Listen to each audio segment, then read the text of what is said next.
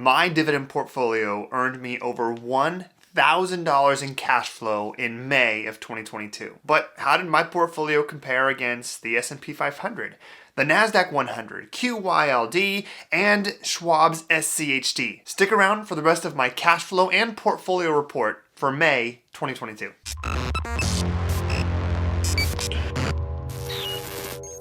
Alright guys, here is the cash flow report for May of 2022. We are tracking on a monthly basis how my portfolio performs based on a cash flow as well as overall portfolio balance perspective compared to the S&P 500, the NASDAQ 100, which is QQQ, SCHD from Schwab, the dividend ETF, and QYLD. Now just so you know, if there are other portfolios that you think would be a good comparison for mine, let me know down in the comments below, leave your 2 cents, and I will look to add that in a future cash flow report. We started tracking the portfolio January 2021 with the balance at the time, because I wasn't able to track it before that point. So the amount of money in each portfolio was the same, starting on January 2021, $52,173.16. And then all of these deposits right here, these are the actual deposits I made into my portfolio on the exact dates.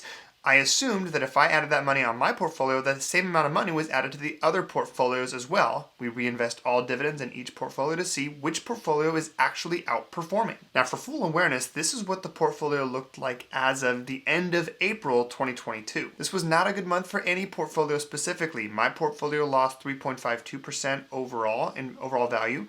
The NASDAQ was down nearly 11%, S&P 500 down 6.37%, Schwab was down just a little less than me at 2.7%, and then QYLD was down 3.83%. But to notice when we look at cash flow, monthly income, only 2 portfolios actually earn dividends because most of these portfolios only earn quarterly dividends. Nothing earned in April except for QYLD, and then for my portfolio. In that month, I earned $12.07.55. QYLD earned $12.80.67, so very close. All right, let's take a look at what actually happened here in the month of May. All right, so we can see here my portfolio was up from 150 to 159. My portfolio gained 6% on the month.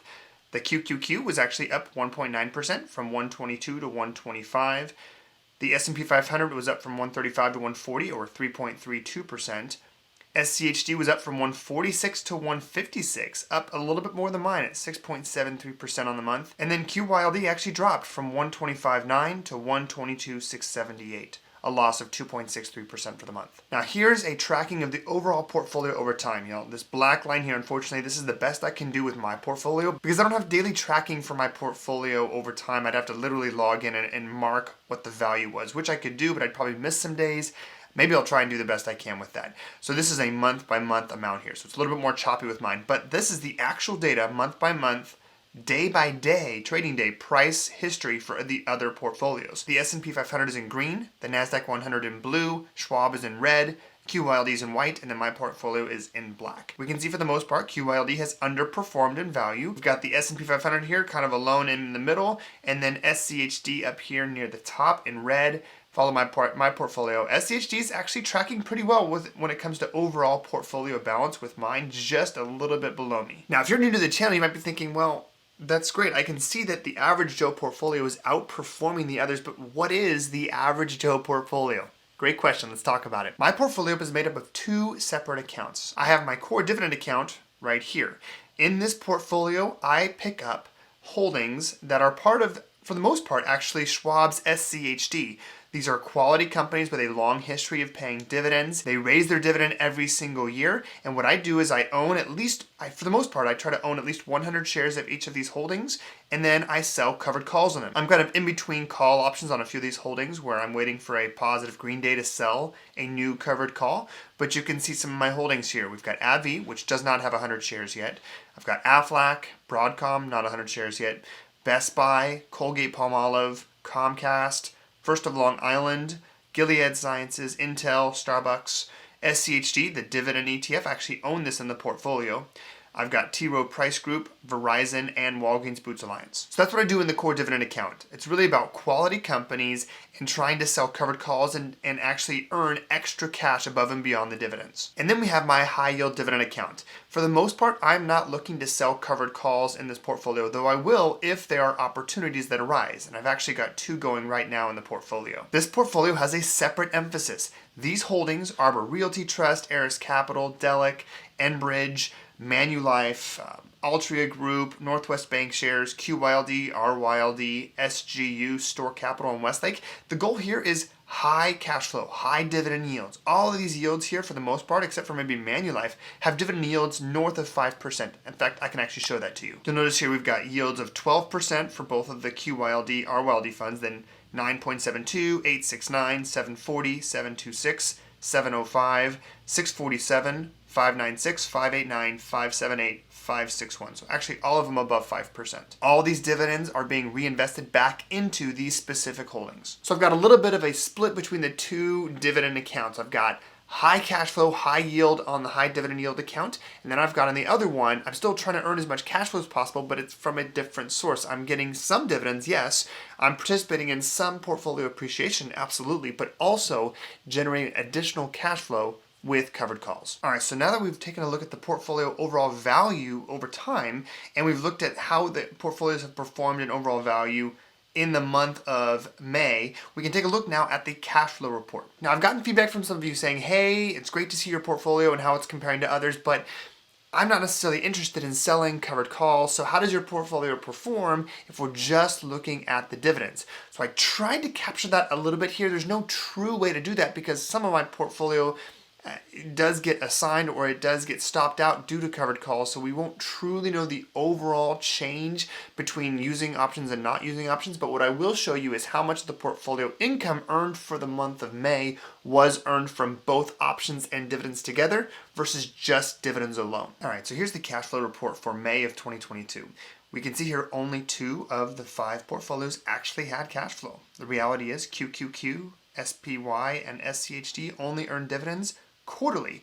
So they earn them in March, in June, in September, in December generally. So we can see here that nothing was earned for this month. However, both QYLD and my portfolio did have cash flow. QYLD had $11.75 and 41 cents. My portfolio had just a little bit under that, $11.24 and 12 cents. Difference being though, my portfolio went up in value by 6.05%, whereas QYLD dropped by 2.63%. Now, of this $1,124, this includes both option premium as well as dividend income. So right here is the amount that is actually just from dividend income. So $703.45. This was the actual dividend income. It was actually a little bit low. This represents dividends from 10 of the 26 different companies or holdings that I own in the portfolio. I'll show you that in just a second. But so $703.45 came from dividend income. The difference, about $410, $420 was option premium. And truthfully, May and April, these were not excellent months to sell option premium for me personally. I mean, the markets were down quite a bit, which makes it easier to capture option premium, but you don't get quite as much on the covered call upside. Additionally, I had to be a little bit more mindful and strategic with the covered calls that I sold. Reason being here is I try really hard not to sell covered calls with a strike price below my cost basis. Now, I'm willing to do it because I'm a little bit more aggressive than the average Joe, I would say, but I want to be more mindful and have it with a delta that is much lower than normal. Usually I'll sell with a delta of 20 to 25. However, if I'm below my cost basis, I try to be a little bit more conservative and go maybe a delta of 10 to 15 instead, which should make it less likely that I get assigned and more likely I can capture that option premium and then sell a new covered call. So ultimately, I would say a pretty conservative option month for me, but I still nearly outperformed QYLD while also increasing my portfolio value by 6.05%. Here's the tracking of all of the transactions, all the dividends, as well as the option premium earned for the entirety of the period from January 2021 all the way through May of 2022. And then specifically for the month of May, here is exactly how I earned my income. So you can see it right here. We've got dividends, we've got option premium, and option premium I had to give back because I closed my options early. So you can see here, dividends earned in the month of May, I earned from AbbVie, Arbor Realty, Colgate-Palmolive, Delic Logistics. I've got some general cash here from the cash account, Northwest Bank Shares, Star Group, and then Starbucks and Westlake Chemical. I didn't capture any income from Global X because it was earned in April, and then it was paid out on June 1st, so it'll be captured in June. Now during this month I sold call options on Colgate-Palmolive. Actually, let me just highlight these for you right here. Sold them on Colgate-Palmolive, Comcast, Enbridge, Gilead, Intel, Altria Group twice actually, Starbucks twice, then Schwab, Verizon, Walgreens, and ExxonMobil. And you'll notice here that I ended up buying some of these options back early for small amounts. Now, for full awareness, I did get assigned 3 times in the month of May. Now, when I say assigned, what I mean is I sold a covered call on a holding, and at the end of the period, the value of the stock was above my strike price. So I got assigned, meaning those shares were called away from me. I got to keep the option premium. I got to keep the growth in the portfolio from wherever the price it was when I sold the call option all the way up to the strike price. But any above and beyond that, I did miss out on. I was assigned twice on ExxonMobil. It kept going up and up, even though my last call option was at a delta of like 10 or 15. And then Altria Group I was assigned on, and I actually bought right back into it. I deposited a total in May of $4,000 into the portfolio, $1,000 on 5/12, and then $3,000 on 5/24. This went into all the portfolios for the sake of tracking purposes. Make sure to leave your 2 cents down in the comments below. Let me know what other portfolios you'd like for me to check my portfolio against in the future. I'm more than happy to do that. If there's a better way to do things, I'm more than happy to do it, right? So if we find a portfolio that's consistently outperforming mine, both on cash flow and overall balance, then I'm going to take a strong look at that portfolio in addition to what I'm currently doing. Also, if you guys want access to all of my spreadsheets that I make here, and if you want to have access to my monthly dividend stock spreadsheet, which I make available every month to members of my Patreon community, if you want to have access to and have awareness of all of the trades I do in my own portfolio when I make them, then make sure to join the Patreon community. There's a link down in the description below, and you have access to a private Discord community where you get to communicate with me directly one-on-one, or as part of our forum where you get to talk to other like-minded investors. It's a great opportunity. That's all I got for you guys in this video. Have a great rest of your day, and please continue to stay healthy, both physically and financially. Have a good one.